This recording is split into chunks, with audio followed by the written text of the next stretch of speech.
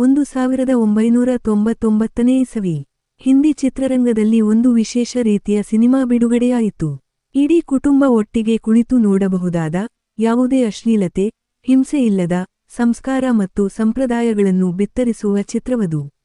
ನಿರ್ದೇಶಕ ಸೂರಜ್ ಬಾರ್ಜಾತ್ಯ ಅವರ ಹಿಂದಿನ ಚಿತ್ರ ಹಮ್ ಆಪ್ಕೆ ಹೈ ಕೌನ್ ಇಡೀ ದೇಶವನ್ನು ತನ್ನತ್ತ ಸೆಳೆದಿತ್ತು. ಆ ಯಶಸ್ಸಿನ ನಂತರ ಅವರು ಮತ್ತೊಂದು ಪಾರಿವಾರಿಕ ಪ್ರೇಮಕಥೆ ನೀಡಿದರು. ಅದೇ ಈ ಚಿತ್ರ. ಆ ಸಮಯದಲ್ಲಿ ಇದು ವರ್ಷದ ಅತಿ ಹೆಚ್ಚು ಗಳಿಕೆ ಮಾಡಿದ ಚಿತ್ರ ಎನಿಸಿಕೊಂಡಿತು. ವಿಶ್ವದಾದ್ಯಂತ 81.7 ಕೋಟಿ ರೂಪಾಯಿಗಳಿಗಿಂತ ಹೆಚ್ಚು ಹಣ ಗಳಿಸಿತು. ಕೆನಡಾದಲ್ಲಿ ಪ್ರದರ್ಶನಗೊಂಡ ಮೊದಲ ಬಾಲಿವುಡ್ ಚಿತ್ರ ಎಂಬ ಹೆಗ್ಗಳಿಕೆಯೂ ಇದಕ್ಕಿದೆ.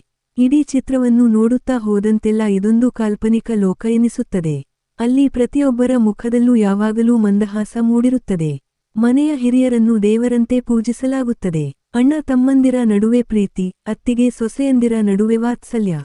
ಮನೆಯಲ್ಲಿ ಸಣ್ಣಪುಟ್ಟ ಭಿನ್ನಾಭಿಪ್ರಾಯಗಳಿಗೆ ಅವಕಾಶವೇ ಇಲ್ಲ. ಎಲ್ಲವೂ ಒಂದು ಸ್ವರ್ಗೀಯ ಅನುಭವದಂತೆ ಭಾಸವಾಗುತ್ತದೆ. ಆದರೆ ಚಿತ್ರದ ಮೊದಲಾರ್ಧದಲ್ಲಿ ಅಷ್ಟೇನೂ ಕಥೆ ಇರುವುದಿಲ್ಲ. ಕುಟುಂಬದ ಸದಸ್ಯರು ಒಟ್ಟಿಗೆ ಸೇರಿ ಹಾಡುತ್ತಾರೆ, ಕುಣಿಯುತ್ತಾರೆ, ಊಟ ಮಾಡುತ್ತಾರೆ, ಸಂಭ್ರಮಿಸುತ್ತಾರೆ. ಒಂದು ದೊಡ್ಡ ಆನಂದದ ಮೆರವಣಿಗೆಯೇ ನಡೆಯುತ್ತಿರುತ್ತದೆ.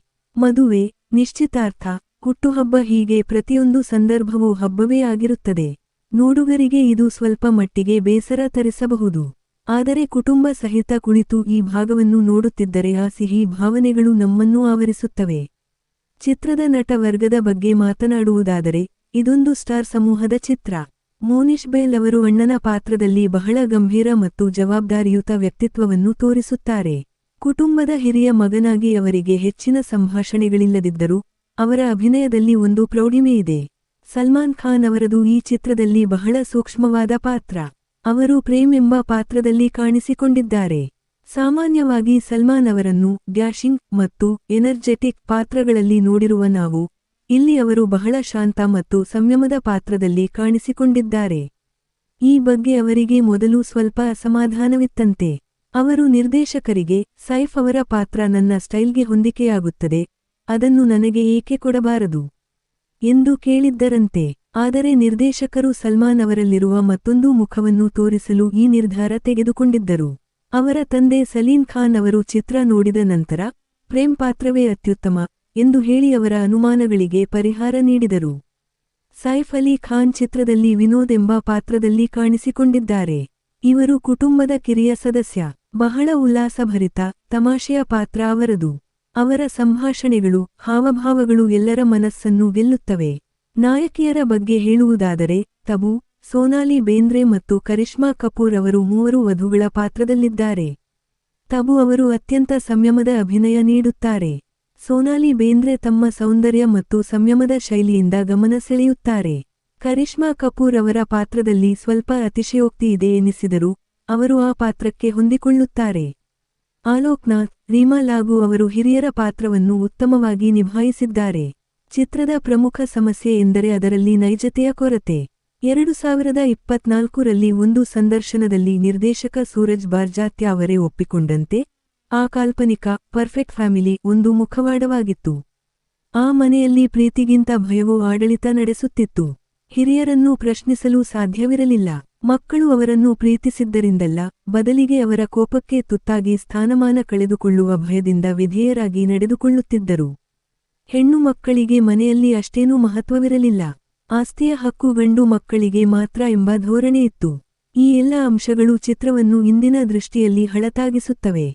ಮಹಿಳೆಯರು ಎಲ್ಲಾ ಸಮಯದಲ್ಲೂ ಗಂಡಸರಿಗೆ ಊಟ ಬಡಿಸುವುದು, ಅವರ ಸೇವೆಯೇ ಅವರ ಮುಖ್ಯ ಕರ್ತವ್ಯ ಎನ್ನುವ ಸಂಭಾಷಣೆಗಳು ಈಗ ಅಪಹಾಸ್ಯಕ್ಕೆ ಗುರಿಯಾಗುತ್ತವೆ. ರಾಮ್ ಲಕ್ಷ್ಮಣ್ ಅವರ ಸಂಗೀತ ಚಿತ್ರದ ಪ್ರಮುಖ ಆಕರ್ಷಣೆ. ಮೈಯಾ ಯಶೋದಾ, ಛೋಟೆ ಛೋಟೆ ಭೈಯೋಂ ಕೆ ಬಡೆ ಭಯ, ಯೇ ತೋ ಸಚ್ ಹೈ ಮುಂತಾದ ಹಾಡುಗಳು ಅತ್ಯಂತ ಜನಪ್ರಿಯವಾಗಿದ್ದವು. ಈ ಹಾಡುಗಳು ಚಿತ್ರದ ಕಥೆಯ ಜೊತೆ ಸಂದರ್ಭೋಚಿತವಾಗಿ ಹೊಂದಿಕೊಳ್ಳುತ್ತವೆ. ವಿಶೇಷವಾಗಿ ಹಾಡುಗಳ ದೃಶ್ಯೀಕರಣವೂ ಅದ್ಭುತವಾಗಿದೆ. ಎಬಿಸಿ ಹಾಡು ಒಂದು ಕುತೂಹಲಕಾರಿ ಪ್ರಯೋಗ. ಅದರಲ್ಲಿ ವಿಭಿನ್ನ ಹಿಂದಿ ಹಾಡುಗಳ ಪ್ಯಾರೋಡಿ ಇದೆ, ಇದು ನೋಡುಗರನ್ನು ರಂಜಿಸುತ್ತದೆ. ಚಿತ್ರದ ಕಥಾವಸ್ತುವು ರಾಮಾಯಣದ ಅಯೋಧ್ಯಾಕಾಂಡದಿಂದ ಸ್ಫೂರ್ತಿ ಪಡೆದಿರುವಂತೆ ಕಾಣುತ್ತದೆ. ರಾಣಿ ಕೈಕೇಯಿ ತನ್ನ ಮಗ ಭರತನಿಗೆ ಪಟ್ಟಾಭಿಷೇಕ ಮಾಡಿಸಲು ಪ್ರಯತ್ನಿಸಿದಂತೆಯೇ, ಈ ಚಿತ್ರದಲ್ಲೂ ಒಬ್ಬ ತಾಯಿ ತನ್ನ ಮಲಮಗನಿಗೆ ಮನೆಯ ವ್ಯವಹಾರದ ಹೊಣೆ ಬರುವುದನ್ನು ತಪ್ಪಿಸಲು ಯತ್ನಿಸುತ್ತಾಳೆ. ಆಕೆಯ ಮಗ ಭರತನಂತೆ ಆ ಅಧಿಕಾರವನ್ನು ನಿರಾಕರಿಸುತ್ತಾನೆ. ಈ ನೈತಿಕ ಸಂದಿಗ್ಧತೆಯು ಚಿತ್ರದ ಅಂತಿಮ ಘಟ್ಟದಲ್ಲಿ ಒಂದು ಭಾವುಕ ನಾಟಕಕ್ಕೆ ಕಾರಣವಾಗುತ್ತದೆ. ಅಣ್ಣ ತಮ್ಮನ ನಡುವಿನ ಪ್ರೀತಿ, ತಾಯಿಯ ಪಶ್ಚಾತ್ತಾಪ, ಅಂತಿಮವಾಗಿ ಕುಟುಂಬದ ಒಗ್ಗಟ್ಟು, ಇವುಗಳು ಕೊನೆಯ 1 ಗಂಟೆಯಲ್ಲಿ ಅನಾವರಣಗೊಳ್ಳುತ್ತವೆ. ಈ ಚಿತ್ರವನ್ನು ಒಟ್ಟಾರೆಯಾಗಿ ನೋಡಿದಾಗ ಅದು ಒಂದು ಚಾಕೊಲೇಟ್ ಸಿಹಿತಿಂಡಿಯಂತೆ. ಇದು ನಿಮಗೆ ಪೌಷ್ಟಿಕಾಂಶವನ್ನು ನೀಡಬಹುದು ಅಥವಾ ನಿಮ್ಮ ಆರೋಗ್ಯಕ್ಕೆ ಒಳ್ಳೆಯದಾಗಬಹುದು ಎಂದು ನಿರೀಕ್ಷಿಸಬೇಡಿ. ಆದರೆ ಖಂಡಿತವಾಗಿಯೂ ಇದು ನಿಮ್ಮ ಮನಸ್ಸಿಗೆ ಮುದ ನೀಡುತ್ತದೆ. ಚಿತ್ರದಲ್ಲಿ ಸಂಕೀರ್ಣವಾದ ಯಾವುದೇ ಉಪಕಥೆಗಳಿಲ್ಲ. ಪಾತ್ರಗಳು ಅಷ್ಟೇನೂ ಆಳವಾಗಿ ಬೆಳೆದಿಲ್ಲ. ಆದರೂ ಪ್ರೇಕ್ಷಕರು ಈ ಚಿತ್ರವನ್ನು ಇಷ್ಟಪಡುತ್ತಾರೆ ಏಕೆಂದರೆ ಇದು ನಮ್ಮೆಲ್ಲರ ಆಳದಲ್ಲಿ ಅಡಗಿರುವ ಆದರ್ಶ ಕುಟುಂಬದ ಕಲ್ಪನೆಗೆ ಹತ್ತಿರವಾಗಿದೆ. 90ರ ದಶಕದ ಸರಳ ಜೀವನ, ಸಂಬಂಧಗಳ ಸೌಂದರ್ಯ ಇಲ್ಲಿ ಮತ್ತೊಮ್ಮೆ ಕಾಣುತ್ತೇವೆ. ಮೈನೆ ಪ್ಯಾರ್ ಕಿಯಾ ಮತ್ತು ಹಮ್ ಆಪ್ಕೆ ಹೈ ಕೌನ್ ನಂತಹ ಚಿತ್ರಗಳನ್ನು ಆಸ್ವಾದಿಸಿದವರಿಗೆ ಇದು ಸ್ವಲ್ಪ ಹಳತು ಎನಿಸಿದರೂ, ಹೊಸ ಪೀಳಿಗೆಗೆ ಇದು 90ರ ದಶಕದ ಸಿನಿಮೆಯ ಸಂಸ್ಕೃತಿಯನ್ನು ತಿಳಿಸುವ ಒಂದು ದಾಖಲೆಯಾಗಿದೆ. ಕೆಲವು ಪಾತ್ರಗಳು, ವಿಶೇಷವಾಗಿ ತಾಯಿಯ 3 ಸ್ನೇಹಿತೆಯರು, ಬಹಳ ಕೃತಕವಾಗಿ ಕಾಣುತ್ತಾರೆ. ಯಾರೋ ನಾಟಕೀಯವಾಗಿ ವರ್ತಿಸುತ್ತಿರುವಂತೆ ಭಾಸವಾಗುತ್ತದೆ. ಇದು ನಿರ್ದೇಶನದಲ್ಲಿನ ನ್ಯೂನತೆಯೇ ಹೊರತು ನಟಿಯರ ತಪ್ಪಲ್ಲ. ಚಿತ್ರದ ಕೆಲವು ಸ್ಥಳಗಳಲ್ಲಿ ನಟರು ಅತಿಶಯೋಕ್ತಿಯಿಂದ ಅಭಿನಯಿಸಿದಂತೆ ತೋರುತ್ತದೆ. ಆದರೆ ಒಟ್ಟಾರೆಯಾಗಿ ಚಿತ್ರದಲ್ಲಿ ಒಂದು ಸರಳತೆ ಇದೆ. ಹಾಡುಗಳು, ವಸ್ತ್ರವಿನ್ಯಾಸ, ಐಶ್ವರ್ಯವಂತ ಕುಟುಂಬದ ಚಿತ್ರಣ, ಎಲ್ಲವೂ ನೋಡುಗರನ್ನು ಮತ್ತೊಂದು ಲೋಕಕ್ಕೆ ಕರೆದೊಯ್ಯುತ್ತವೆ. ಹಮ್ ಸಾಥ್ ಸಾಥ್ ಹೈನ್ ಅನ್ನು ವಿಶ್ಲೇಷಿಸುವಾಗ ಇದು ಕೇವಲ ಒಂದು ಸಿನಿಮೆಯ ಉತ್ಪನ್ನವಲ್ಲ. ಇದು ಆ ಕಾಲಘಟ್ಟದಲ್ಲಿ ಹಿಂದಿ ಚಿತ್ರರಂಗವು ಕುಟುಂಬಗಳನ್ನು ಹೇಗೆ ನೋಡುತ್ತಿತ್ತು ಎನ್ನುವ ಪ್ರತಿಬಿಂಬ. ಸೂರಜ್ ಬಾರ್ಜಾತ್ಯ ಅವರು ತಮ್ಮ 30ರ ವಯಸ್ಸಿನಲ್ಲೇ ಈ ಕಲ್ಪನೆಯನ್ನು ಅಭಿವೃದ್ಧಿಪಡಿಸಿದರು. ಆಗ ಯುವ ಪೀಳಿಗೆಯು ಹಿರಿಯರ ಮಾತನ್ನು ಪ್ರಶ್ನಿಸಲು ಹಿಂದೇಟು ಹಾಕುತ್ತಿತ್ತು. ಆದರೆ ಇಂದಿನ ಪೀಳಿಗೆಯು ಹೆಚ್ಚು ಮುಕ್ತ ಮನಸ್ಸಿನವರು. ಹಿರಿಯರ ಅಧಿಕಾರವನ್ನು ಪ್ರಶ್ನಿಸಲು ಹಿಂಜರಿಯುವುದಿಲ್ಲ. ಅದಕ್ಕಾಗಿಯೇ ಈ ಚಿತ್ರ ಇಂದು ಬಹಳಷ್ಟು ವಿಮರ್ಶೆಗಳಿಗೆ ಒಳಗಾಗುತ್ತದೆ. ಇದರಲ್ಲಿನ ಸಂಸ್ಕಾರ ಪದದ ಹಿಂದೆ ಎಷ್ಟು ಪಿತೃಪ್ರಧಾನ ಮೌಲ್ಯಗಳು ಅಡಗಿವೆ ಎಂದು ಈಗಿನ ಪ್ರೇಕ್ಷಕರು ಗುರುತಿಸುತ್ತಾರೆ. ಕೊನೆಯಲ್ಲಿ, ಈ ಚಿತ್ರವು ಒಂದು ಭಾವೋದ್ವೇಗಪೂರ್ಣ ಪ್ರಯಾಣದಂತೆ. ನೀವು ಅದರಲ್ಲಿನ ಸಿಹಿಯನ್ನು ಆಸ್ವಾದಿಸಿದರೆ ಅದು ನಿಮ್ಮ ಮನಸ್ಸನ್ನು ಹಸನುಗೊಳಿಸಬಹುದು. ಆದರೆ ಅದರಲ್ಲಿನ ಕೃತಕತೆಯನ್ನು ಗಮನಿಸಿದರೆ ಅದು ಬಹಳ ನಗೆಗೇಡಿನ ಅನುಭವವೂ ಆಗಬಹುದು. ಖಂಡಿತವಾಗಿಯೂ ಇದು ಕುಟುಂಬ ಸಹಿತ ನೋಡಲು ಯೋಗ್ಯವಾದ ಚಿತ್ರ. ಕುಟುಂಬದ ಸದಸ್ಯರು ಒಟ್ಟಿಗೆ ಕುಳಿತು ಹಾಡುಗಳನ್ನು ಆಸ್ವಾದಿಸುತ್ತಾ ಸರಳ ಜೀವನದ ಸೌಂದರ್ಯವನ್ನು ಅನುಭವಿಸಲು ಇದು ಉತ್ತಮ ಮಾರ್ಗವಾಗಿದೆ. ನಿಮಗೆ ಬೇಸರದ, ಯಾವುದೇ ಒತ್ತಡವಿಲ್ಲದ ವಾರಾಂತ್ಯದ ಸಂಜೆ ಕಳೆಯಬೇಕು ಅಂದರೆ ಈ ಚಿತ್ರ ಮತ್ತೊಮ್ಮೆ ನೋಡಲು ಯೋಗ್ಯವಾಗಿದೆ. ಇದು ನಿಮ್ಮ ಯೌವನದ ದಿನಗಳನ್ನು, ಸರಳ ಸಿನಿಮಾಗಳು ನೀಡುತ್ತಿದ್ದ ಆನಂದವನ್ನು ಮತ್ತೆ ನೆನಪಿಸುತ್ತದೆ.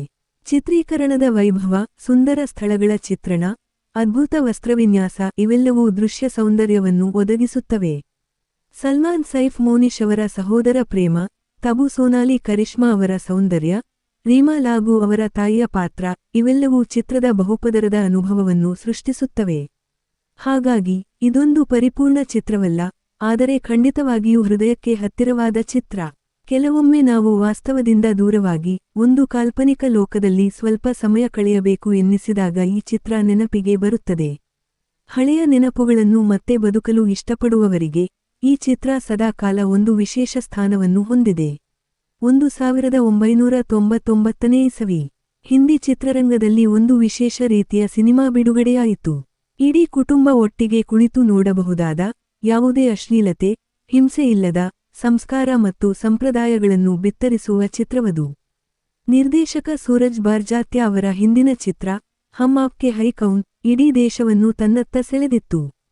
ಆ ಯಶಸ್ಸಿನ ನಂತರ ಅವರು ಮತ್ತೊಂದು ಪಾರಿವಾರಿಕ ಪ್ರೇಮಕಥೆ ನೀಡಿದರು. ಅದೇ ಈ ಚಿತ್ರ. ಆ ಸಮಯದಲ್ಲಿ ಇದು ವರ್ಷದ ಅತಿ ಹೆಚ್ಚು ಗಳಿಕೆ ಮಾಡಿದ ಚಿತ್ರ ಎನಿಸಿಕೊಂಡಿತು. ವಿಶ್ವದಾದ್ಯಂತ 81.7 ಕೋಟಿ ರೂಪಾಯಿಗಳಿಗಿಂತ ಹೆಚ್ಚು ಹಣ ಗಳಿಸಿತು. ಕೆನಡಾದಲ್ಲಿ ಪ್ರದರ್ಶನಗೊಂಡ ಮೊದಲ ಬಾಲಿವುಡ್ ಚಿತ್ರ ಎಂಬ ಹೆಗ್ಗಳಿಕೆಯೂ ಇದಕ್ಕಿದೆ. ಇಡೀ ಚಿತ್ರವನ್ನು ನೋಡುತ್ತಾ ಹೋದಂತೆಲ್ಲ ಇದೊಂದು ಕಾಲ್ಪನಿಕ ಲೋಕ ಎನಿಸುತ್ತದೆ. ಅಲ್ಲಿ ಪ್ರತಿಯೊಬ್ಬರ ಮುಖದಲ್ಲೂ ಯಾವಾಗಲೂ ಮಂದಹಾಸ ಮೂಡಿರುತ್ತದೆ. ಮನೆಯ ಹಿರಿಯರನ್ನು ದೇವರಂತೆ ಪೂಜಿಸಲಾಗುತ್ತದೆ. ಅಣ್ಣ ತಮ್ಮಂದಿರ ನಡುವೆ ಪ್ರೀತಿ, ಅತ್ತಿಗೆ ಸೊಸೆಯಂದಿರ ನಡುವೆ ವಾತ್ಸಲ್ಯ. ಮನೆಯಲ್ಲಿ ಸಣ್ಣಪುಟ್ಟ ಭಿನ್ನಾಭಿಪ್ರಾಯಗಳಿಗೆ ಅವಕಾಶವೇ ಇಲ್ಲ. ಎಲ್ಲವೂ ಒಂದು ಸ್ವರ್ಗೀಯ ಅನುಭವದಂತೆ ಭಾಸವಾಗುತ್ತದೆ. ಆದರೆ ಚಿತ್ರದ ಮೊದಲಾರ್ಧದಲ್ಲಿ ಅಷ್ಟೇನೂ ಕಥೆ ಇರುವುದಿಲ್ಲ. ಕುಟುಂಬದ ಸದಸ್ಯರು ಒಟ್ಟಿಗೆ ಸೇರಿ ಹಾಡುತ್ತಾರೆ, ಕುಣಿಯುತ್ತಾರೆ, ಊಟ ಮಾಡುತ್ತಾರೆ, ಸಂಭ್ರಮಿಸುತ್ತಾರೆ. ಒಂದು ದೊಡ್ಡ ಆನಂದದ ಮೆರವಣಿಗೆಯೇ ನಡೆಯುತ್ತಿರುತ್ತದೆ. ಮದುವೆ, ನಿಶ್ಚಿತಾರ್ಥ, ಹುಟ್ಟುಹಬ್ಬ ಹೀಗೆ ಪ್ರತಿಯೊಂದು ಸಂದರ್ಭವೂ ಹಬ್ಬವೇ ಆಗಿರುತ್ತದೆ. ನೋಡುಗರಿಗೆ ಇದು ಸ್ವಲ್ಪ ಮಟ್ಟಿಗೆ ಬೇಸರ ತರಿಸಬಹುದು. ಆದರೆ ಕುಟುಂಬ ಸಹಿತ ಕುಳಿತು ಈ ಭಾಗವನ್ನು ನೋಡುತ್ತಿದ್ದರೆ ಆ ಸಿಹಿ ಭಾವನೆಗಳು ನಮ್ಮನ್ನೂ ಆವರಿಸುತ್ತವೆ. ಚಿತ್ರದ ನಟ ವರ್ಗದ ಬಗ್ಗೆ ಮಾತನಾಡುವುದಾದರೆ, ಇದೊಂದು ಸ್ಟಾರ್ ಸಮೂಹದ ಚಿತ್ರ. ಮೋನಿಶ್ ಬೈಲ್ ಅವರು ಅಣ್ಣನ ಪಾತ್ರದಲ್ಲಿ ಬಹಳ ಗಂಭೀರ ಮತ್ತು ಜವಾಬ್ದಾರಿಯುತ ವ್ಯಕ್ತಿತ್ವವನ್ನು ತೋರಿಸುತ್ತಾರೆ. ಕುಟುಂಬದ ಹಿರಿಯ ಮಗನಾಗಿ ಅವರಿಗೆ ಹೆಚ್ಚಿನ ಸಂಭಾಷಣೆಗಳಿಲ್ಲದಿದ್ದರೂ ಅವರ ಅಭಿನಯದಲ್ಲಿ ಒಂದು ಪ್ರೌಢಿಮೆಯಿದೆ.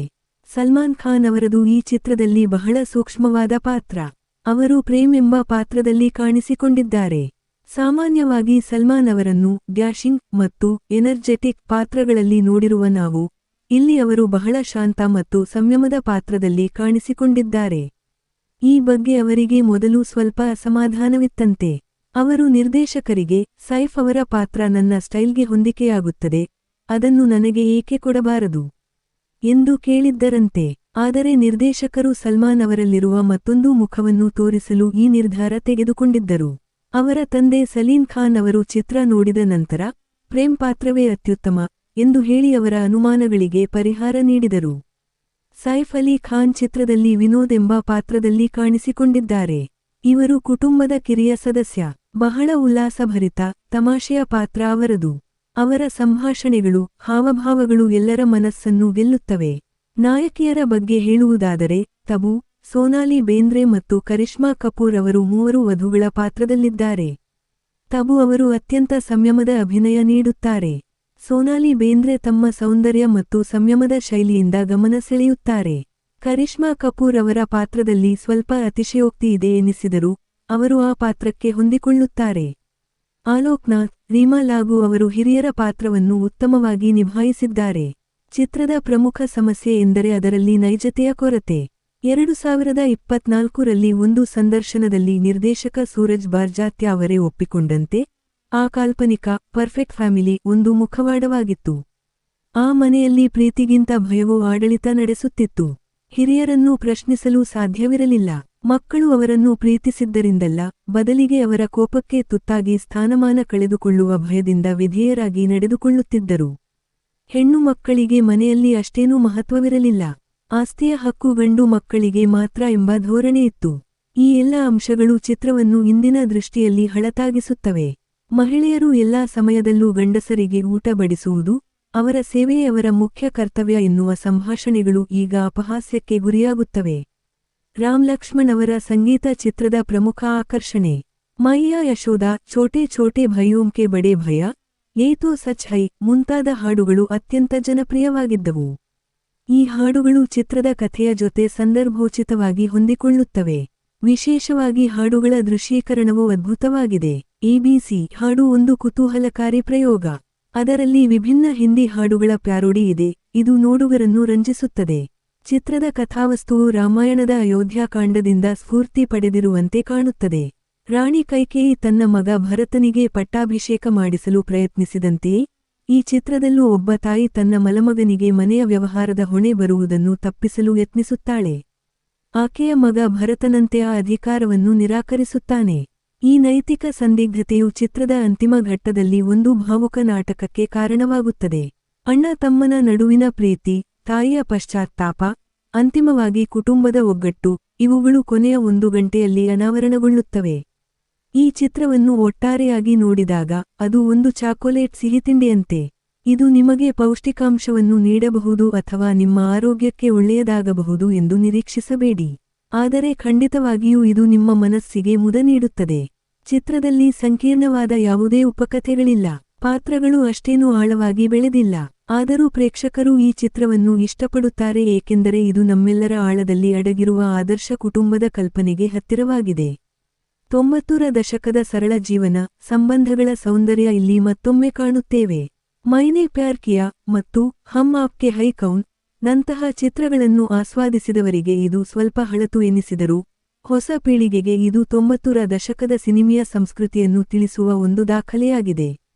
ಕೆಲವು ಪಾತ್ರಗಳು, ವಿಶೇಷವಾಗಿ ತಾಯಿಯ 3 ಸ್ನೇಹಿತೆಯರು, ಬಹಳ ಕೃತಕವಾಗಿ ಕಾಣುತ್ತಾರೆ. ಯಾರೋ ನಾಟಕೀಯವಾಗಿ ವರ್ತಿಸುತ್ತಿರುವಂತೆ ಭಾಸವಾಗುತ್ತದೆ. ಇದು ನಿರ್ದೇಶನದಲ್ಲಿನ ನ್ಯೂನತೆಯೇ ಹೊರತು ನಟಿಯರ ತಪ್ಪಲ್ಲ. ಚಿತ್ರದ ಕೆಲವು ಸ್ಥಳಗಳಲ್ಲಿ ನಟರು ಅತಿಶಯೋಕ್ತಿಯಿಂದ ಅಭಿನಯಿಸಿದಂತೆ ತೋರುತ್ತದೆ. ಆದರೆ ಒಟ್ಟಾರೆಯಾಗಿ ಚಿತ್ರದಲ್ಲಿ ಒಂದು ಸರಳತೆ ಇದೆ. ಹಾಡುಗಳು, ವಸ್ತ್ರವಿನ್ಯಾಸ, ಐಶ್ವರ್ಯವಂತ ಕುಟುಂಬದ ಚಿತ್ರಣ ಎಲ್ಲವೂ ನೋಡುಗರನ್ನು ಮತ್ತೊಂದು ಲೋಕಕ್ಕೆ ಕರೆದೊಯ್ಯುತ್ತವೆ. ಹಮ್ ಸಾಥ್ ಸಾಥ್ ಹೈನ್ ಅನ್ನು ವಿಶ್ಲೇಷಿಸುವಾಗ ಇದು ಕೇವಲ ಒಂದು ಸಿನಿಮೆಯ ಉತ್ಪನ್ನವಲ್ಲ. ಇದು ಆ ಕಾಲಘಟ್ಟದಲ್ಲಿ ಹಿಂದಿ ಚಿತ್ರರಂಗವು ಕುಟುಂಬಗಳನ್ನು ಹೇಗೆ ನೋಡುತ್ತಿತ್ತು ಎನ್ನುವ ಪ್ರತಿಬಿಂಬ. ಸೂರಜ್ ಬಾರ್ಜಾತ್ಯ ಅವರು ತಮ್ಮ 30ರ ವಯಸ್ಸಿನಲ್ಲೇ ಈ ಕಲ್ಪನೆಯನ್ನು ಅಭಿವೃದ್ಧಿಪಡಿಸಿದರು. ಆಗ ಯುವ ಪೀಳಿಗೆಯು ಹಿರಿಯರ ಮಾತನ್ನು ಪ್ರಶ್ನಿಸಲು ಹಿಂದೇಟು ಹಾಕುತ್ತಿತ್ತು. ಆದರೆ ಇಂದಿನ ಪೀಳಿಗೆಯು ಹೆಚ್ಚು ಮುಕ್ತ ಮನಸ್ಸಿನವರು. ಹಿರಿಯರ ಅಧಿಕಾರವನ್ನು ಪ್ರಶ್ನಿಸಲು ಹಿಂಜರಿಯುವುದಿಲ್ಲ.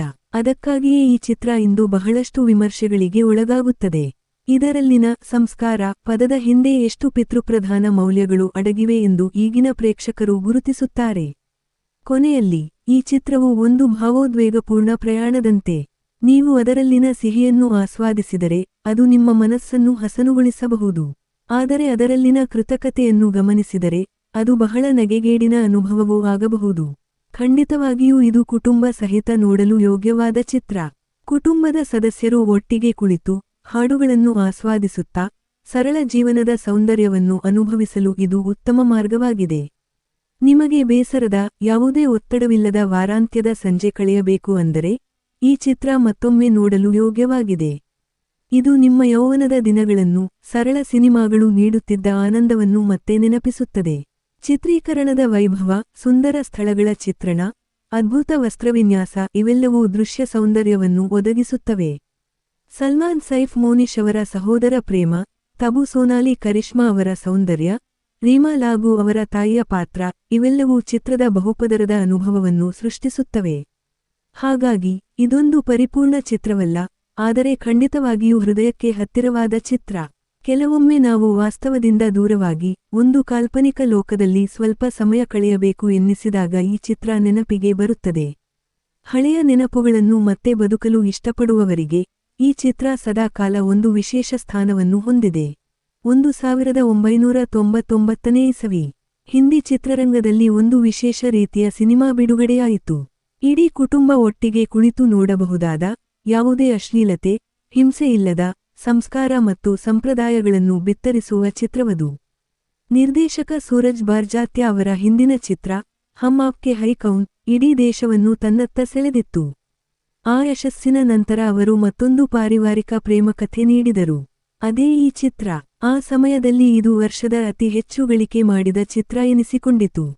ವಿಶ್ವದಾದ್ಯಂತ 81.7 ಕೋಟಿ ರೂಪಾಯಿಗಳಿಗಿಂತ ಹೆಚ್ಚು ಹಣ ಗಳಿಸಿತು. ಕೆನಡಾದಲ್ಲಿ ಪ್ರದರ್ಶನಗೊಂಡ ಮೊದಲ ಬಾಲಿವುಡ್ ಚಿತ್ರ ಎಂಬ ಹೆಗ್ಗಳಿಕೆಯೂ ಇದಕ್ಕಿದೆ. ಇಡೀ ಚಿತ್ರವನ್ನು ನೋಡುತ್ತಾ ಹೋದಂತೆಲ್ಲ ಇದೊಂದು ಕಾಲ್ಪನಿಕ ಲೋಕ ಎನಿಸುತ್ತದೆ. ಅಲ್ಲಿ ಪ್ರತಿಯೊಬ್ಬರ ಮುಖದಲ್ಲೂ ಯಾವಾಗಲೂ ಮಂದಹಾಸ ಮೂಡಿರುತ್ತದೆ. ಮನೆಯ ಹಿರಿಯರನ್ನು ದೇವರಂತೆ ಪೂಜಿಸಲಾಗುತ್ತದೆ. ಅಣ್ಣ ತಮ್ಮಂದಿರ ನಡುವೆ ಪ್ರೀತಿ, ಅತ್ತಿಗೆ ಸೊಸೆಯಂದಿರ ನಡುವೆ ವಾತ್ಸಲ್ಯ. ಮನೆಯಲ್ಲಿ ಸಣ್ಣಪುಟ್ಟ ಭಿನ್ನಾಭಿಪ್ರಾಯಗಳಿಗೆ ಅವಕಾಶವೇ ಇಲ್ಲ. ಎಲ್ಲವೂ ಒಂದು ಸ್ವರ್ಗೀಯ ಅನುಭವದಂತೆ ಭಾಸವಾಗುತ್ತದೆ. ಆದರೆ ಚಿತ್ರದ ಮೊದಲಾರ್ಧದಲ್ಲಿ ಅಷ್ಟೇನೂ ಕಥೆ ಇರುವುದಿಲ್ಲ. ಕುಟುಂಬದ ಸದಸ್ಯರು ಒಟ್ಟಿಗೆ ಸೇರಿ ಹಾಡುತ್ತಾರೆ, ಕುಣಿಯುತ್ತಾರೆ, ಊಟ ಮಾಡುತ್ತಾರೆ, ಸಂಭ್ರಮಿಸುತ್ತಾರೆ.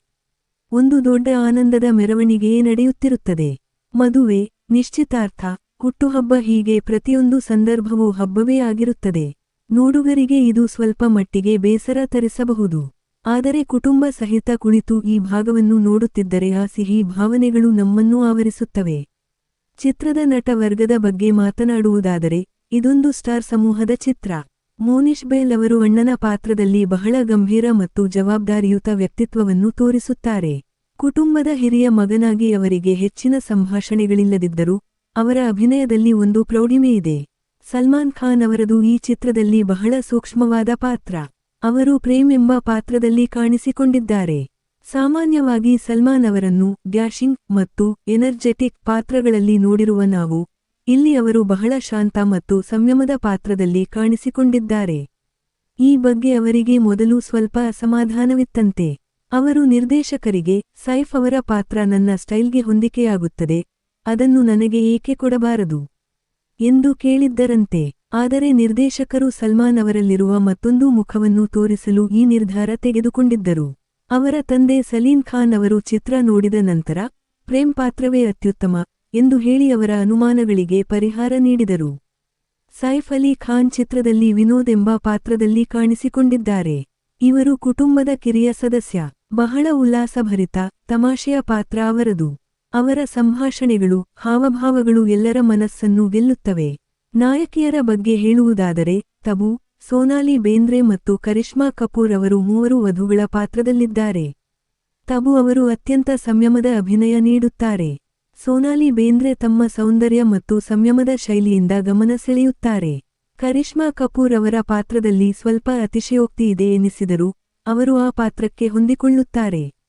ಆಲೋಕ್ನಾಥ್, ರೀಮಾ ಲಾಗೂ ಅವರು ಹಿರಿಯರ ಪಾತ್ರವನ್ನು ಉತ್ತಮವಾಗಿ ನಿಭಾಯಿಸಿದ್ದಾರೆ. ಚಿತ್ರದ ಪ್ರಮುಖ ಸಮಸ್ಯೆ ಎಂದರೆ ಅದರಲ್ಲಿ ನೈಜತೆಯ ಕೊರತೆ. 2024ರಲ್ಲಿ ಒಂದು ಸಂದರ್ಶನದಲ್ಲಿ ನಿರ್ದೇಶಕ ಸೂರಜ್ ಬಾರ್ಜಾತ್ಯ ಅವರೇ ಒಪ್ಪಿಕೊಂಡಂತೆ, ಆ ಕಾಲ್ಪನಿಕ ಪರ್ಫೆಕ್ಟ್ ಫ್ಯಾಮಿಲಿ ಒಂದು ಮುಖವಾಡವಾಗಿತ್ತು. ಆ ಮನೆಯಲ್ಲಿ ಪ್ರೀತಿಗಿಂತ ಭಯವೂ ಆಡಳಿತ ನಡೆಸುತ್ತಿತ್ತು. ಹಿರಿಯರನ್ನು ಪ್ರಶ್ನಿಸಲು ಸಾಧ್ಯವಿರಲಿಲ್ಲ. ಮಕ್ಕಳು ಅವರನ್ನು ಪ್ರೀತಿಸಿದ್ದರಿಂದಲ್ಲ, ಬದಲಿಗೆ ಅವರ ಕೋಪಕ್ಕೆ ತುತ್ತಾಗಿ ಸ್ಥಾನಮಾನ ಕಳೆದುಕೊಳ್ಳುವ ಭಯದಿಂದ ವಿಧೇಯರಾಗಿ ನಡೆದುಕೊಳ್ಳುತ್ತಿದ್ದರು. ಹೆಣ್ಣು ಮಕ್ಕಳಿಗೆ ಮನೆಯಲ್ಲಿ ಅಷ್ಟೇನೂ ಮಹತ್ವವಿರಲಿಲ್ಲ. ಆಸ್ತಿಯ ಹಕ್ಕು ಗಂಡು ಮಕ್ಕಳಿಗೆ ಮಾತ್ರ ಎಂಬ ಧೋರಣೆ ಇತ್ತು. ಈ ಎಲ್ಲ ಅಂಶಗಳು ಚಿತ್ರವನ್ನು ಇಂದಿನ ದೃಷ್ಟಿಯಲ್ಲಿ ಹಳತಾಗಿಸುತ್ತವೆ. ಮಹಿಳೆಯರು ಎಲ್ಲಾ ಸಮಯದಲ್ಲೂ ಗಂಡಸರಿಗೆ ಊಟ ಬಡಿಸುವುದು, ಅವರ ಸೇವೆಯೇ ಅವರ ಮುಖ್ಯ ಕರ್ತವ್ಯ ಎನ್ನುವ ಸಂಭಾಷಣೆಗಳು ಈಗ ಅಪಹಾಸ್ಯಕ್ಕೆ ಗುರಿಯಾಗುತ್ತವೆ. ರಾಮ್ ಲಕ್ಷ್ಮಣ್ ಅವರ ಸಂಗೀತ ಚಿತ್ರದ ಪ್ರಮುಖ ಆಕರ್ಷಣೆ. ಮೈಯಾ ಯಶೋದಾ, ಛೋಟೆ ಛೋಟೆ ಭಯೋಂಕೆ ಬಡೇ ಭಯ, ಯೇ ತೋ ಸಚ್ ಹೈ ಮುಂತಾದ ಹಾಡುಗಳು ಅತ್ಯಂತ ಜನಪ್ರಿಯವಾಗಿದ್ದವು. ಈ ಹಾಡುಗಳು ಚಿತ್ರದ ಕಥೆಯ ಜೊತೆ ಸಂದರ್ಭೋಚಿತವಾಗಿ ಹೊಂದಿಕೊಳ್ಳುತ್ತವೆ. ವಿಶೇಷವಾಗಿ ಹಾಡುಗಳ ದೃಶ್ಯೀಕರಣವು ಅದ್ಭುತವಾಗಿದೆ. ಎಬಿಸಿ ಹಾಡು ಒಂದು ಕುತೂಹಲಕಾರಿ ಪ್ರಯೋಗ. ಅದರಲ್ಲಿ ವಿಭಿನ್ನ ಹಿಂದಿ ಹಾಡುಗಳ ಪ್ಯಾರೋಡಿ ಇದೆ, ಇದು ನೋಡುಗರನ್ನು ರಂಜಿಸುತ್ತದೆ. ಚಿತ್ರದ ಕಥಾವಸ್ತುವು ರಾಮಾಯಣದ ಅಯೋಧ್ಯಾಕಾಂಡದಿಂದ ಸ್ಫೂರ್ತಿ ಪಡೆದಿರುವಂತೆ ಕಾಣುತ್ತದೆ. ರಾಣಿ ಕೈಕೇಯಿ ತನ್ನ ಮಗ ಭರತನಿಗೆ ಪಟ್ಟಾಭಿಷೇಕ ಮಾಡಿಸಲು ಪ್ರಯತ್ನಿಸಿದಂತೆಯೇ ಈ ಚಿತ್ರದಲ್ಲೂ ಒಬ್ಬ ತಾಯಿ ತನ್ನ ಮಲಮಗನಿಗೆ ಮನೆಯ ವ್ಯವಹಾರದ ಹೊಣೆ ಬರುವುದನ್ನು ತಪ್ಪಿಸಲು ಯತ್ನಿಸುತ್ತಾಳೆ. ಆಕೆಯ ಮಗ ಭರತನಂತೆ ಆ ಅಧಿಕಾರವನ್ನು ನಿರಾಕರಿಸುತ್ತಾನೆ. ಈ ನೈತಿಕ ಸಂದಿಗ್ಧತೆಯು ಚಿತ್ರದ ಅಂತಿಮ ಘಟ್ಟದಲ್ಲಿ ಒಂದು ಭಾವುಕ ನಾಟಕಕ್ಕೆ ಕಾರಣವಾಗುತ್ತದೆ. ಅಣ್ಣ ತಮ್ಮನ ನಡುವಿನ ಪ್ರೀತಿ, ತಾಯಿಯ ಪಶ್ಚಾತ್ತಾಪ, ಅಂತಿಮವಾಗಿ ಕುಟುಂಬದ ಒಗ್ಗಟ್ಟು, ಇವುಗಳು ಕೊನೆಯ 1 ಗಂಟೆಯಲ್ಲಿ ಅನಾವರಣಗೊಳ್ಳುತ್ತವೆ. ಈ ಚಿತ್ರವನ್ನು ಒಟ್ಟಾರೆಯಾಗಿ ನೋಡಿದಾಗ ಅದು ಒಂದು ಚಾಕೊಲೇಟ್ ಸಿಹಿತಿಂಡಿಯಂತೆ. ಇದು ನಿಮಗೆ ಪೌಷ್ಟಿಕಾಂಶವನ್ನು ನೀಡಬಹುದು ಅಥವಾ ನಿಮ್ಮ ಆರೋಗ್ಯಕ್ಕೆ ಒಳ್ಳೆಯದಾಗಬಹುದು ಎಂದು ನಿರೀಕ್ಷಿಸಬೇಡಿ. ಆದರೆ ಖಂಡಿತವಾಗಿಯೂ ಇದು ನಿಮ್ಮ ಮನಸ್ಸಿಗೆ ಮುದ ನೀಡುತ್ತದೆ. ಚಿತ್ರದಲ್ಲಿ ಸಂಕೀರ್ಣವಾದ ಯಾವುದೇ ಉಪಕಥೆಗಳಿಲ್ಲ. ಪಾತ್ರಗಳು ಅಷ್ಟೇನೂ ಆಳವಾಗಿ ಬೆಳೆದಿಲ್ಲ. ಆದರೂ ಪ್ರೇಕ್ಷಕರು ಈ ಚಿತ್ರವನ್ನು ಇಷ್ಟಪಡುತ್ತಾರೆ ಏಕೆಂದರೆ ಇದು ನಮ್ಮೆಲ್ಲರ ಆಳದಲ್ಲಿ ಅಡಗಿರುವ ಆದರ್ಶ ಕುಟುಂಬದ ಕಲ್ಪನೆಗೆ ಹತ್ತಿರವಾಗಿದೆ. 90ರ ದಶಕದ ಸರಳ ಜೀವನ, ಸಂಬಂಧಗಳ ಸೌಂದರ್ಯ ಇಲ್ಲಿ ಮತ್ತೊಮ್ಮೆ ಕಾಣುತ್ತೇವೆ. ಮೈನೆ ಪ್ಯಾರ್ ಕಿಯಾ ಮತ್ತು ಹಮ್ ಆಪ್ಕೆ ಹೈ ಕೌನ್ ನಂತಹ ಚಿತ್ರಗಳನ್ನು ಆಸ್ವಾದಿಸಿದವರಿಗೆ ಇದು ಸ್ವಲ್ಪ ಹಳತು ಎನಿಸಿದರೂ, ಹೊಸ ಪೀಳಿಗೆಗೆ ಇದು 90ರ ದಶಕದ ಸಿನಿಮೆಯ ಸಂಸ್ಕೃತಿಯನ್ನು ತಿಳಿಸುವ ಒಂದು ದಾಖಲೆಯಾಗಿದೆ. ಕೆಲವು ಪಾತ್ರಗಳು, ವಿಶೇಷವಾಗಿ ತಾಯಿಯ 3 ಸ್ನೇಹಿತೆಯರು, ಬಹಳ ಕೃತಕವಾಗಿ ಕಾಣುತ್ತಾರೆ. ಯಾರೋ ನಾಟಕೀಯವಾಗಿ ವರ್ತಿಸುತ್ತಿರುವಂತೆ ಭಾಸವಾಗುತ್ತದೆ. ಇದು ನಿರ್ದೇಶನದಲ್ಲಿನ ನ್ಯೂನತೆಯೇ ಹೊರತು ನಟಿಯರ ತಪ್ಪಲ್ಲ. ಚಿತ್ರದ ಕೆಲವು ಸ್ಥಳಗಳಲ್ಲಿ ನಟರು ಅತಿಶಯೋಕ್ತಿಯಿಂದ ಅಭಿನಯಿಸಿದಂತೆ ತೋರುತ್ತದೆ. ಆದರೆ ಒಟ್ಟಾರೆಯಾಗಿ ಚಿತ್ರದಲ್ಲಿ ಒಂದು ಸರಳತೆ ಇದೆ. ಹಾಡುಗಳು, ವಸ್ತ್ರವಿನ್ಯಾಸ, ಐಶ್ವರ್ಯವಂತ ಕುಟುಂಬದ ಚಿತ್ರಣ, ಎಲ್ಲವೂ ನೋಡುಗರನ್ನು ಮತ್ತೊಂದು ಲೋಕಕ್ಕೆ ಕರೆದೊಯ್ಯುತ್ತವೆ. ಹಮ್ ಸಾಥ್ ಸಾಥ್ ಹೈನ್ ಅನ್ನು ವಿಶ್ಲೇಷಿಸುವಾಗ ಇದು ಕೇವಲ ಒಂದು ಸಿನಿಮೆಯ ಉತ್ಪನ್ನವಲ್ಲ. ಇದು ಆ ಕಾಲಘಟ್ಟದಲ್ಲಿ ಹಿಂದಿ ಚಿತ್ರರಂಗವು ಕುಟುಂಬಗಳನ್ನು ಹೇಗೆ ನೋಡುತ್ತಿತ್ತು ಎನ್ನುವ ಪ್ರತಿಬಿಂಬ. ಸೂರಜ್ ಬಾರ್ಜಾತ್ಯ ಅವರು ತಮ್ಮ 30ರ ವಯಸ್ಸಿನಲ್ಲೇ ಈ ಕಲ್ಪನೆಯನ್ನು ಅಭಿವೃದ್ಧಿಪಡಿಸಿದರು. ಆಗ ಯುವ ಪೀಳಿಗೆಯು ಹಿರಿಯರ ಮಾತನ್ನು ಪ್ರಶ್ನಿಸಲು ಹಿಂದೇಟು ಹಾಕುತ್ತಿತ್ತು. ಆದರೆ ಇಂದಿನ ಪೀಳಿಗೆಯು ಹೆಚ್ಚು ಮುಕ್ತ ಮನಸ್ಸಿನವರು. ಹಿರಿಯರ ಅಧಿಕಾರವನ್ನು ಪ್ರಶ್ನಿಸಲು ಹಿಂಜರಿಯುವುದಿಲ್ಲ. ಅದಕ್ಕಾಗಿಯೇ ಈ ಚಿತ್ರ ಇಂದು ಬಹಳಷ್ಟು ವಿಮರ್ಶೆಗಳಿಗೆ ಒಳಗಾಗುತ್ತದೆ.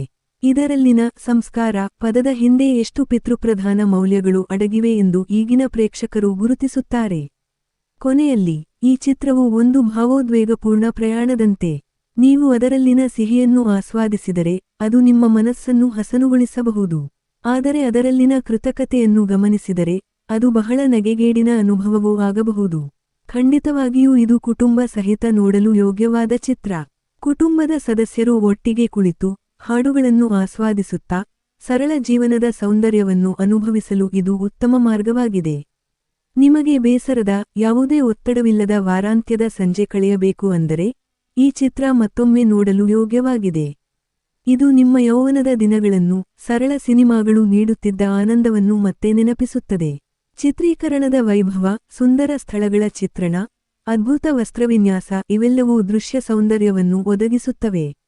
ಸಲ್ಮಾನ್ ಸೈಫ್ ಮೋನಿಶ್ ಅವರ ಸಹೋದರ ಪ್ರೇಮ, ತಬು ಸೋನಾಲಿ ಕರಿಷ್ಮಾ ಅವರ ಸೌಂದರ್ಯ, ರೀಮಾ ಲಾಗೂ ಅವರ ತಾಯಿಯ ಪಾತ್ರ ಇವೆಲ್ಲವೂ ಚಿತ್ರದ ಬಹುಪದರದ ಅನುಭವವನ್ನು ಸೃಷ್ಟಿಸುತ್ತವೆ. ಹಾಗಾಗಿ ಇದೊಂದು ಪರಿಪೂರ್ಣ ಚಿತ್ರವಲ್ಲ, ಆದರೆ ಖಂಡಿತವಾಗಿಯೂ ಹೃದಯಕ್ಕೆ ಹತ್ತಿರವಾದ ಚಿತ್ರ. ಕೆಲವೊಮ್ಮೆ ನಾವು ವಾಸ್ತವದಿಂದ ದೂರವಾಗಿ ಒಂದು ಕಾಲ್ಪನಿಕ ಲೋಕದಲ್ಲಿ ಸ್ವಲ್ಪ ಸಮಯ ಕಳೆಯಬೇಕು ಎನ್ನಿಸಿದಾಗ ಈ ಚಿತ್ರ ನೆನಪಿಗೆ ಬರುತ್ತದೆ. ಹಳೆಯ ನೆನಪುಗಳನ್ನು ಮತ್ತೆ ಬದುಕಲು ಇಷ್ಟಪಡುವವರಿಗೆ ಈ ಚಿತ್ರ ಸದಾಕಾಲ ಒಂದು ವಿಶೇಷ ಸ್ಥಾನವನ್ನು ಹೊಂದಿದೆ. 1999ನೇ ಇಸವಿ ಹಿಂದಿ ಚಿತ್ರರಂಗದಲ್ಲಿ ಒಂದು ವಿಶೇಷ ರೀತಿಯ ಸಿನಿಮಾ ಬಿಡುಗಡೆಯಾಯಿತು. ಇಡೀ ಕುಟುಂಬ ಒಟ್ಟಿಗೆ ಕುಳಿತು ನೋಡಬಹುದಾದ, ಯಾವುದೇ ಅಶ್ಲೀಲತೆ, ಹಿಂಸೆ ಇಲ್ಲದ, ಸಂಸ್ಕಾರ ಮತ್ತು ಸಂಪ್ರದಾಯಗಳನ್ನು ಬಿತ್ತರಿಸುವ ಚಿತ್ರವದು. ನಿರ್ದೇಶಕ ಸೂರಜ್ ಬಾರ್ಜಾತ್ಯ ಅವರ ಹಿಂದಿನ ಚಿತ್ರ ಹಮ್ ಆಪ್ಕೆ ಹೈ ಕೌನ್ ಇಡೀ ದೇಶವನ್ನು ತನ್ನತ್ತ ಸೆಳೆದಿತ್ತು. ಆ ಯಶಸ್ಸಿನ ನಂತರ ಅವರು ಮತ್ತೊಂದು ಪಾರಿವಾರಿಕ ಪ್ರೇಮಕಥೆ ನೀಡಿದರು. ಅದೇ ಈ ಚಿತ್ರ. ಆ ಸಮಯದಲ್ಲಿ ಇದು ವರ್ಷದ ಅತಿ ಹೆಚ್ಚು ಗಳಿಕೆ ಮಾಡಿದ ಚಿತ್ರ ಎನಿಸಿಕೊಂಡಿತು. ವಿಶ್ವದಾದ್ಯಂತ 81.7 ಕೋಟಿ ರೂಪಾಯಿಗಳಿಗಿಂತ ಹೆಚ್ಚು ಹಣ ಗಳಿಸಿತು. ಕೆನಡಾದಲ್ಲಿ ಪ್ರದರ್ಶನಗೊಂಡ ಮೊದಲ ಬಾಲಿವುಡ್ ಚಿತ್ರ ಎಂಬ ಹೆಗ್ಗಳಿಕೆಯೂ ಇದಕ್ಕಿದೆ. ಇಡೀ ಚಿತ್ರವನ್ನು ನೋಡುತ್ತಾ ಹೋದಂತೆಲ್ಲ ಇದೊಂದು ಕಾಲ್ಪನಿಕ ಲೋಕ ಎನಿಸುತ್ತದೆ. ಅಲ್ಲಿ ಪ್ರತಿಯೊಬ್ಬರ ಮುಖದಲ್ಲೂ ಯಾವಾಗಲೂ ಮಂದಹಾಸ ಮೂಡಿರುತ್ತದೆ. ಮನೆಯ ಹಿರಿಯರನ್ನು ದೇವರಂತೆ ಪೂಜಿಸಲಾಗುತ್ತದೆ. ಅಣ್ಣ ತಮ್ಮಂದಿರ ನಡುವೆ ಪ್ರೀತಿ, ಅತ್ತಿಗೆ ಸೊಸೆಯಂದಿರ ನಡುವೆ ವಾತ್ಸಲ್ಯ. ಮನೆಯಲ್ಲಿ ಸಣ್ಣಪುಟ್ಟ ಭಿನ್ನಾಭಿಪ್ರಾಯಗಳಿಗೆ ಅವಕಾಶವೇ ಇಲ್ಲ. ಎಲ್ಲವೂ ಒಂದು ಸ್ವರ್ಗೀಯ ಅನುಭವದಂತೆ ಭಾಸವಾಗುತ್ತದೆ. ಆದರೆ ಚಿತ್ರದ ಮೊದಲಾರ್ಧದಲ್ಲಿ ಅಷ್ಟೇನೂ ಕಥೆ ಇರುವುದಿಲ್ಲ. ಕುಟುಂಬದ ಸದಸ್ಯರು ಒಟ್ಟಿಗೆ ಸೇರಿ ಹಾಡುತ್ತಾರೆ, ಕುಣಿಯುತ್ತಾರೆ, ಊಟ ಮಾಡುತ್ತಾರೆ, ಸಂಭ್ರಮಿಸುತ್ತಾರೆ. ಒಂದು ದೊಡ್ಡ ಆನಂದದ ಮೆರವಣಿಗೆಯೇ ನಡೆಯುತ್ತಿರುತ್ತದೆ. ಮದುವೆ, ನಿಶ್ಚಿತಾರ್ಥ, ಹುಟ್ಟುಹಬ್ಬ ಹೀಗೆ ಪ್ರತಿಯೊಂದು ಸಂದರ್ಭವೂ ಹಬ್ಬವೇ ಆಗಿರುತ್ತದೆ. ನೋಡುಗರಿಗೆ ಇದು ಸ್ವಲ್ಪ ಮಟ್ಟಿಗೆ ಬೇಸರ ತರಿಸಬಹುದು. ಆದರೆ ಕುಟುಂಬ ಸಹಿತ ಕುಳಿತು ಈ ಭಾಗವನ್ನು ನೋಡುತ್ತಿದ್ದರೆ ಆ ಸಿಹಿ ಭಾವನೆಗಳು ನಮ್ಮನ್ನೂ ಆವರಿಸುತ್ತವೆ. ಚಿತ್ರದ ನಟ ವರ್ಗದ ಬಗ್ಗೆ ಮಾತನಾಡುವುದಾದರೆ ಇದೊಂದು ಸ್ಟಾರ್ ಸಮೂಹದ ಚಿತ್ರ. ಮೋನಿಶ್ ಬೈಲ್ ಅವರು ಅಣ್ಣನ ಪಾತ್ರದಲ್ಲಿ ಬಹಳ ಗಂಭೀರ ಮತ್ತು ಜವಾಬ್ದಾರಿಯುತ ವ್ಯಕ್ತಿತ್ವವನ್ನು ತೋರಿಸುತ್ತಾರೆ. ಕುಟುಂಬದ ಹಿರಿಯ ಮಗನಾಗಿ ಅವರಿಗೆ ಹೆಚ್ಚಿನ ಸಂಭಾಷಣೆಗಳಿಲ್ಲದಿದ್ದರೂ ಅವರ ಅಭಿನಯದಲ್ಲಿ ಒಂದು ಪ್ರೌಢಿಮೆಯಿದೆ. ಸಲ್ಮಾನ್ ಖಾನ್ ಅವರದು ಈ ಚಿತ್ರದಲ್ಲಿ ಬಹಳ ಸೂಕ್ಷ್ಮವಾದ ಪಾತ್ರ. ಅವರು ಪ್ರೇಮ್ ಎಂಬ ಪಾತ್ರದಲ್ಲಿ ಕಾಣಿಸಿಕೊಂಡಿದ್ದಾರೆ. ಸಾಮಾನ್ಯವಾಗಿ ಸಲ್ಮಾನ್ ಅವರನ್ನು ಡ್ಯಾಶಿಂಗ್ ಮತ್ತು ಎನರ್ಜೆಟಿಕ್ ಪಾತ್ರಗಳಲ್ಲಿ ನೋಡಿರುವ ನಾವು, ಇಲ್ಲಿ ಅವರು ಬಹಳ ಶಾಂತ ಮತ್ತು ಸಂಯಮದ ಪಾತ್ರದಲ್ಲಿ ಕಾಣಿಸಿಕೊಂಡಿದ್ದಾರೆ. ಈ ಬಗ್ಗೆ ಅವರಿಗೆ ಮೊದಲು ಸ್ವಲ್ಪ ಅಸಮಾಧಾನವಿತ್ತಂತೆ. ಅವರು ನಿರ್ದೇಶಕರಿಗೆ, ಸೈಫ್ ಅವರ ಪಾತ್ರ ನನ್ನ ಸ್ಟೈಲ್ಗೆ ಹೊಂದಿಕೆಯಾಗುತ್ತದೆ, ಅದನ್ನು ನನಗೆ ಏಕೆ ಕೊಡಬಾರದು ಎಂದು ಕೇಳಿದ್ದರಂತೆ. ಆದರೆ ನಿರ್ದೇಶಕರು ಸಲ್ಮಾನ್ ಅವರಲ್ಲಿರುವ ಮತ್ತೊಂದು ಮುಖವನ್ನು ತೋರಿಸಲು ಈ ನಿರ್ಧಾರ ತೆಗೆದುಕೊಂಡಿದ್ದರು. ಅವರ ತಂದೆ ಸಲೀಂ ಖಾನ್ ಅವರು ಚಿತ್ರ ನೋಡಿದ ನಂತರ ಪ್ರೇಮ್ ಪಾತ್ರವೇ ಅತ್ಯುತ್ತಮ ಎಂದು ಹೇಳಿ ಅವರ ಅನುಮಾನಗಳಿಗೆ ಪರಿಹಾರ ನೀಡಿದರು. ಸೈಫ್ ಅಲಿ ಖಾನ್ ಚಿತ್ರದಲ್ಲಿ ವಿನೋದ್ ಎಂಬ ಪಾತ್ರದಲ್ಲಿ ಕಾಣಿಸಿಕೊಂಡಿದ್ದಾರೆ. ಇವರು ಕುಟುಂಬದ ಕಿರಿಯ ಸದಸ್ಯ. ಬಹಳ ಉಲ್ಲಾಸಭರಿತ, ತಮಾಷೆಯ ಪಾತ್ರ ಅವರದು. ಅವರ ಸಂಭಾಷಣೆಗಳು, ಹಾವಭಾವಗಳು ಎಲ್ಲರ ಮನಸ್ಸನ್ನು ಗೆಲ್ಲುತ್ತವೆ. ನಾಯಕಿಯರ ಬಗ್ಗೆ ಹೇಳುವುದಾದರೆ ತಬು, ಸೋನಾಲಿ ಬೇಂದ್ರೆ ಮತ್ತು ಕರಿಷ್ಮಾ ಕಪೂರ್ ಅವರು ಮೂವರು ವಧುಗಳ ಪಾತ್ರದಲ್ಲಿದ್ದಾರೆ. ತಬು ಅವರು ಅತ್ಯಂತ ಸಂಯಮದ ಅಭಿನಯ ನೀಡುತ್ತಾರೆ. ಸೋನಾಲಿ ಬೇಂದ್ರೆ ತಮ್ಮ ಸೌಂದರ್ಯ ಮತ್ತು ಸಂಯಮದ ಶೈಲಿಯಿಂದ ಗಮನ ಸೆಳೆಯುತ್ತಾರೆ. ಕರಿಷ್ಮಾ ಕಪೂರ್ ಅವರ ಪಾತ್ರದಲ್ಲಿ ಸ್ವಲ್ಪ ಅತಿಶಯೋಕ್ತಿ ಇದೆ ಎನಿಸಿದರೂ ಅವರು ಆ ಪಾತ್ರಕ್ಕೆ ಹೊಂದಿಕೊಳ್ಳುತ್ತಾರೆ. ಆಲೋಕ್ನಾಥ್, ರೀಮಾ ಲಾಗೂ ಅವರು ಹಿರಿಯರ ಪಾತ್ರವನ್ನು ಉತ್ತಮವಾಗಿ ನಿಭಾಯಿಸಿದ್ದಾರೆ. ಚಿತ್ರದ ಪ್ರಮುಖ ಸಮಸ್ಯೆ ಎಂದರೆ ಅದರಲ್ಲಿ ನೈಜತೆಯ ಕೊರತೆ. 2024ರಲ್ಲಿ ಒಂದು ಸಂದರ್ಶನದಲ್ಲಿ ನಿರ್ದೇಶಕ ಸೂರಜ್ ಬಾರ್ಜಾತ್ಯ ಅವರೇ ಒಪ್ಪಿಕೊಂಡಂತೆ, ಆ ಕಾಲ್ಪನಿಕ ಪರ್ಫೆಕ್ಟ್ ಫ್ಯಾಮಿಲಿ ಒಂದು ಮುಖವಾಡವಾಗಿತ್ತು. ಆ ಮನೆಯಲ್ಲಿ ಪ್ರೀತಿಗಿಂತ ಭಯವೂ ಆಡಳಿತ ನಡೆಸುತ್ತಿತ್ತು. ಹಿರಿಯರನ್ನು ಪ್ರಶ್ನಿಸಲು ಸಾಧ್ಯವಿರಲಿಲ್ಲ. ಮಕ್ಕಳು ಅವರನ್ನು ಪ್ರೀತಿಸಿದ್ದರಿಂದಲ್ಲ, ಬದಲಿಗೆ ಅವರ ಕೋಪಕ್ಕೆ ತುತ್ತಾಗಿ ಸ್ಥಾನಮಾನ ಕಳೆದುಕೊಳ್ಳುವ ಭಯದಿಂದ ವಿಧೇಯರಾಗಿ ನಡೆದುಕೊಳ್ಳುತ್ತಿದ್ದರು.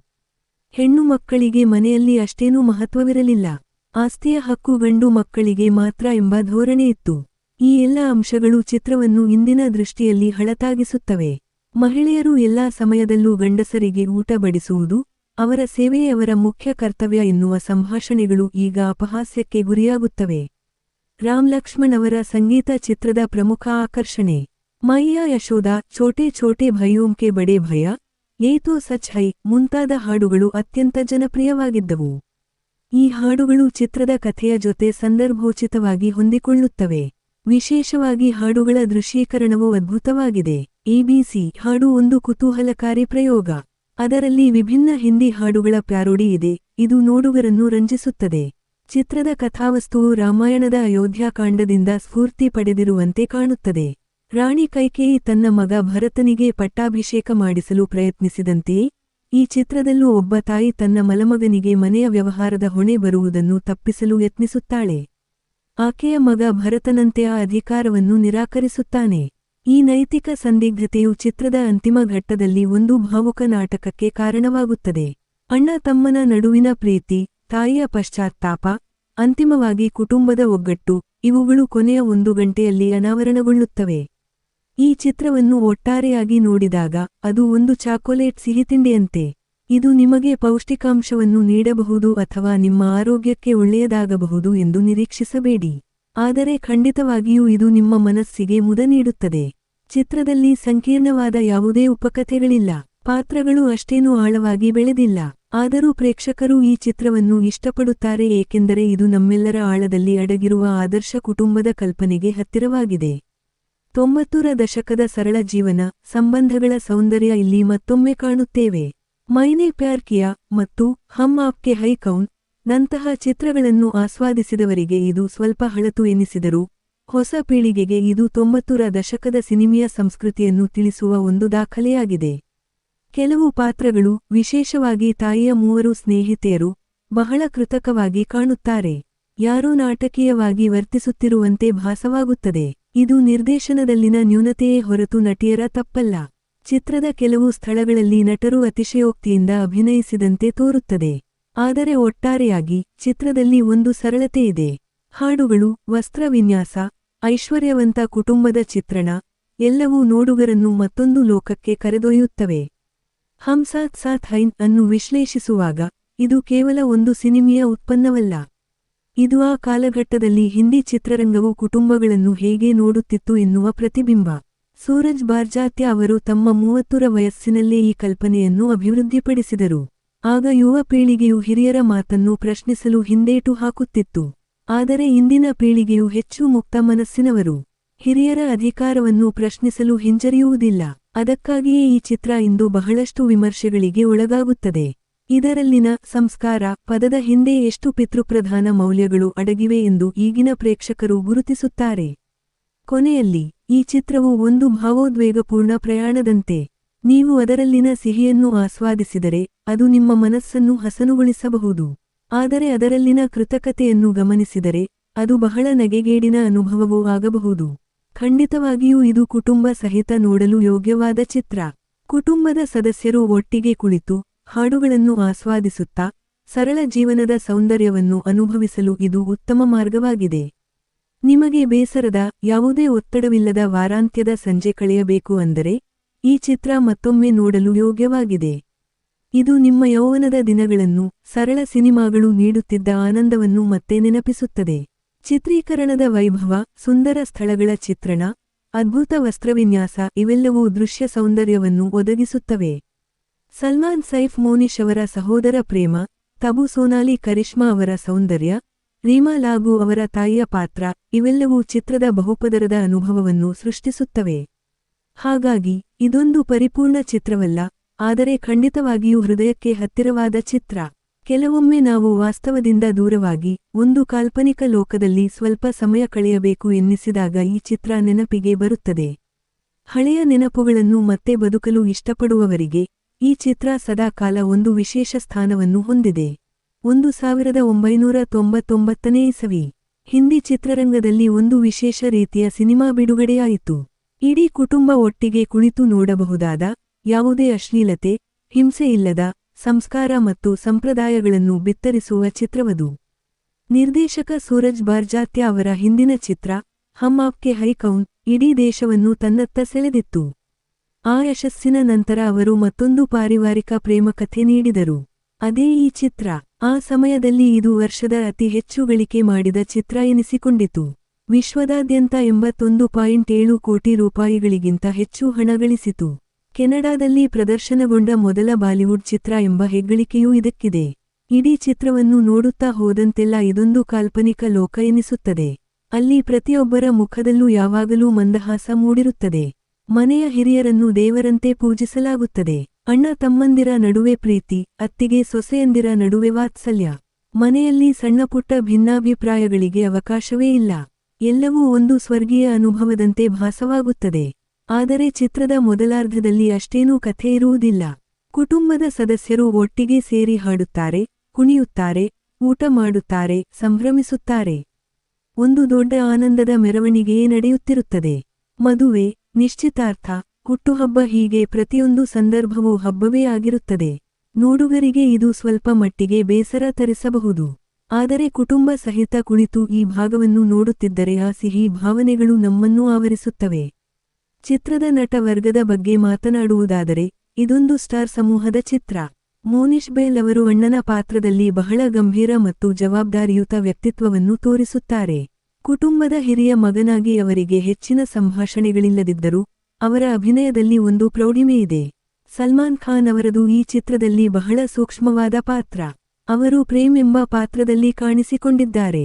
ಸಾಮಾನ್ಯವಾಗಿ ಸಲ್ಮಾನ್ ಅವರನ್ನು ಡ್ಯಾಶಿಂಗ್ ಮತ್ತು ಎನರ್ಜೆಟಿಕ್ ಪಾತ್ರಗಳಲ್ಲಿ ನೋಡಿರುವ ನಾವು, ಇಲ್ಲಿ ಅವರು ಬಹಳ ಶಾಂತ ಮತ್ತು ಸಂಯಮದ ಪಾತ್ರದಲ್ಲಿ ಕಾಣಿಸಿಕೊಂಡಿದ್ದಾರೆ.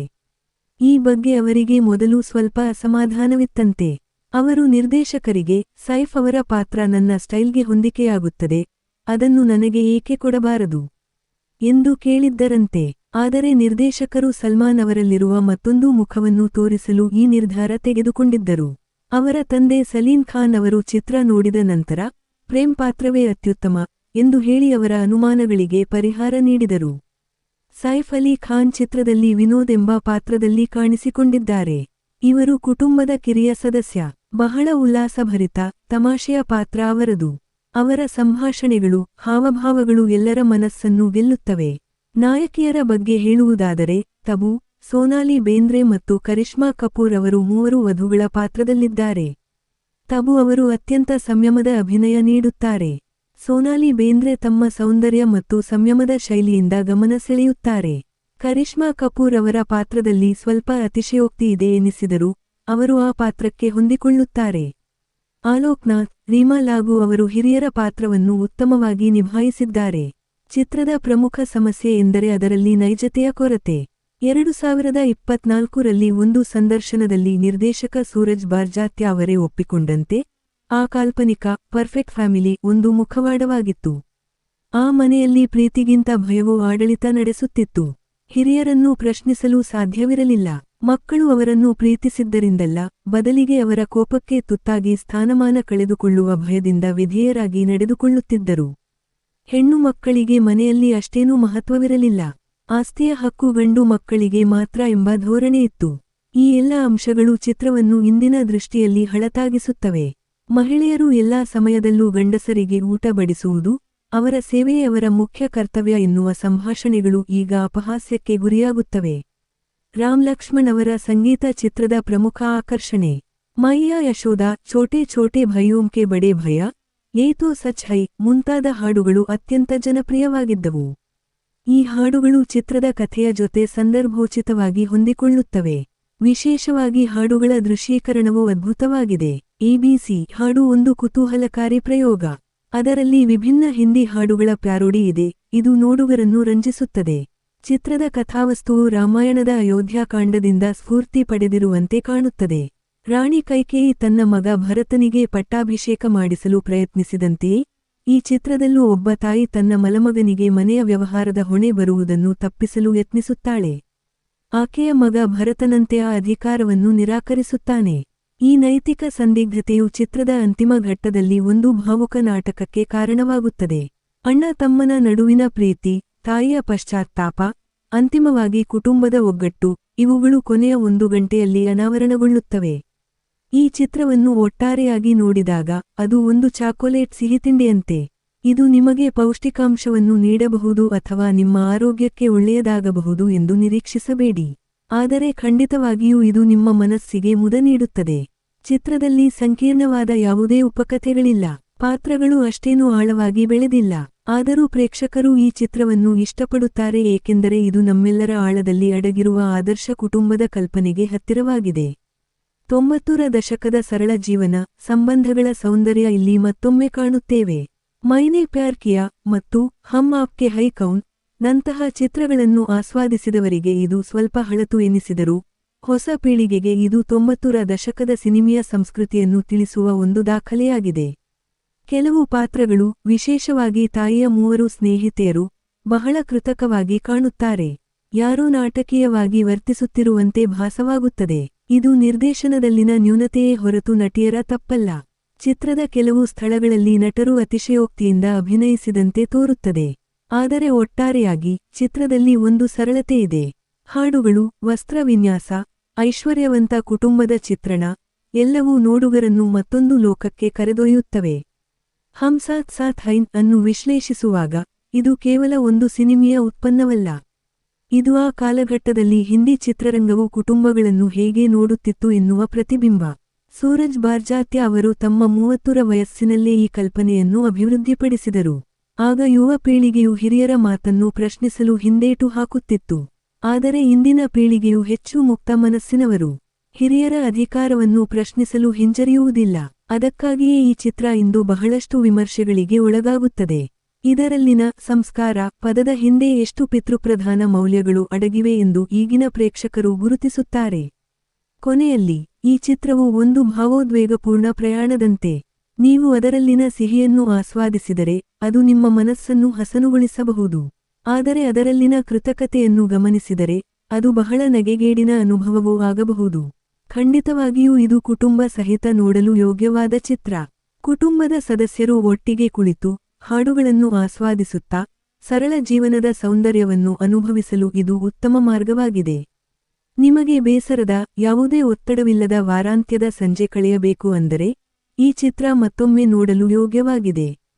ಇದು ನಿಮ್ಮ ಯೌವನದ ದಿನಗಳನ್ನು, ಸರಳ ಸಿನಿಮಾಗಳು ನೀಡುತ್ತಿದ್ದ ಆನಂದವನ್ನು ಮತ್ತೆ ನೆನಪಿಸುತ್ತದೆ. ಚಿತ್ರೀಕರಣದ ವೈಭವ, ಸುಂದರ ಸ್ಥಳಗಳ ಚಿತ್ರಣ, ಅದ್ಭುತ ವಸ್ತ್ರವಿನ್ಯಾಸ ಇವೆಲ್ಲವೂ ದೃಶ್ಯ ಸೌಂದರ್ಯವನ್ನು ಒದಗಿಸುತ್ತವೆ. ಸಲ್ಮಾನ್ ಸೈಫ್ ಮೋನಿಶ್ ಅವರ ಸಹೋದರ ಪ್ರೇಮ, ತಬು ಸೋನಾಲಿ ಕರಿಷ್ಮಾ ಅವರ ಸೌಂದರ್ಯ, ರೀಮಾ ಲಾಗೂ ಅವರ ತಾಯಿಯ ಪಾತ್ರ ಇವೆಲ್ಲವೂ ಚಿತ್ರದ ಬಹುಪದರದ ಅನುಭವವನ್ನು ಸೃಷ್ಟಿಸುತ್ತವೆ. ಹಾಗಾಗಿ ಇದೊಂದು ಪರಿಪೂರ್ಣ ಚಿತ್ರವಲ್ಲ, ಆದರೆ ಖಂಡಿತವಾಗಿಯೂ ಹೃದಯಕ್ಕೆ ಹತ್ತಿರವಾದ ಚಿತ್ರ.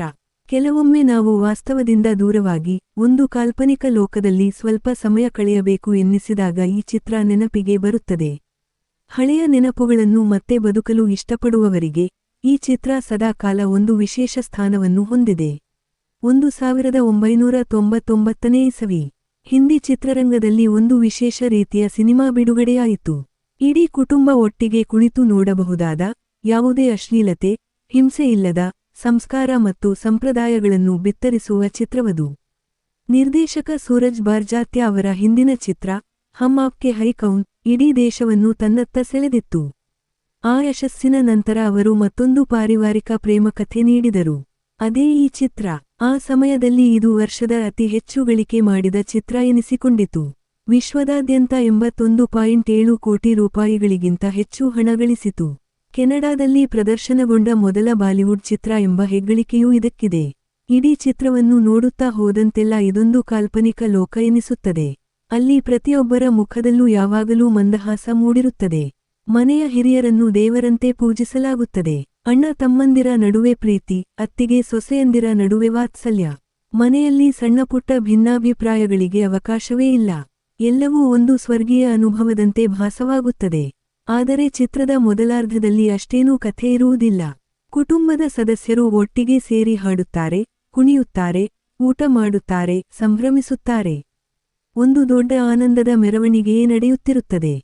ಮದುವೆ, ನಿಶ್ಚಿತಾರ್ಥ, ಹುಟ್ಟುಹಬ್ಬ ಹೀಗೆ ಪ್ರತಿಯೊಂದು ಸಂದರ್ಭವೂ ಹಬ್ಬವೇ ಆಗಿರುತ್ತದೆ. ನೋಡುಗರಿಗೆ ಇದು ಸ್ವಲ್ಪ ಮಟ್ಟಿಗೆ ಬೇಸರ ತರಿಸಬಹುದು. ಆದರೆ ಕುಟುಂಬ ಸಹಿತ ಕುಳಿತು ಈ ಭಾಗವನ್ನು ನೋಡುತ್ತಿದ್ದರೆ ಆ ಸಿಹಿ ಭಾವನೆಗಳು ನಮ್ಮನ್ನೂ ಆವರಿಸುತ್ತವೆ.